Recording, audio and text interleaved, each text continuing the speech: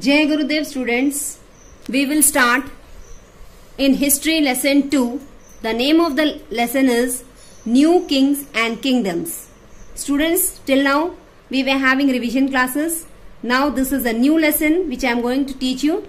Listen to it properly and note down the points if it is possible. Otherwise, after I teaching the whole lesson, you have to read the lesson, then you will understand in a better way.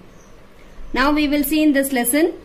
First, the main important thing in this lesson, what we are going to discuss is the political developments between the kings between the 700 AD to 1200 AD. Matlab, this 500 years, what were the political developments between kings, we will see that, and learn how economic and political processes were interrelated. Economic and political process कैसे interrelated हुए थे, these are the two main things we are going to study in this lesson. First, we will see the death of Harshavardhana in 1647 AD.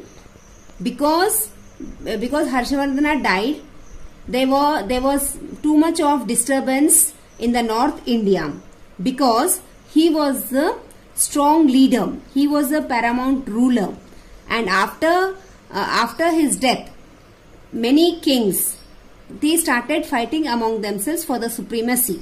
Supremacy means when two kings are fighting, they want to see that I am the best of all. Like that, they wanted to lead the supremacy among themselves.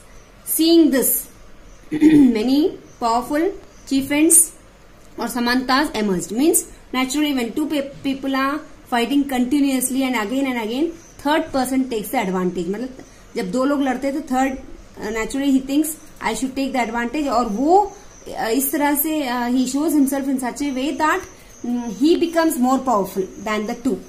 Same way in this, when all kings are fighting among themselves, the chieftains or samantas emerged under different kings, and these samantas were more powerful than the kings, and as the kings were fighting, they had to be dependent on these samantas for money and soldiers. मतलब इतने वो लोग strong हो गए samantas कि kings को उनको पर dependent होने पर for two things. That is, one is for money and for soldiers. So soldiers is to fight, to show the supremacy.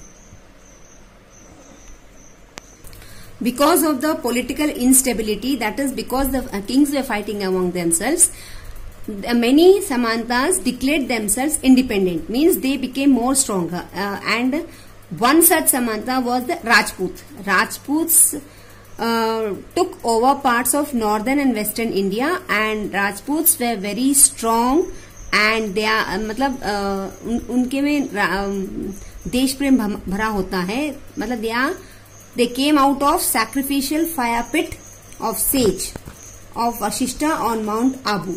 Means the important Rajput kings were, means when one of the samantas only are known as Rajputs, and Rajputs are ready to fight for the country. The important Rajput kingdoms were the Parthiharas of Mandor, Chauhan or Chamanas of Ajmer, Parmaras of Malwa, Chandals of Bundelkhand. These are the four types of Rajputs. Besides the Rajputs, other important dynasties who ruled during this period were the Palas in Bengal, Rashtrakutas and Chalukyas in Deccan area, and Pandya, Cholas and Cheras in southern India. All these were the different types of Rajputs. Some were from north and some were from south. The Rajput period, the Rajputs were very brave clan. They were born warriors.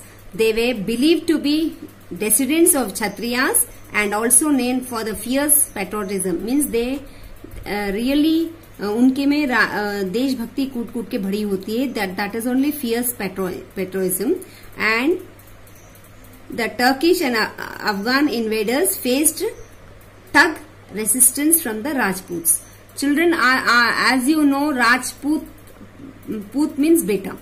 Rajputs are born for the country and they are ready to fight for the country.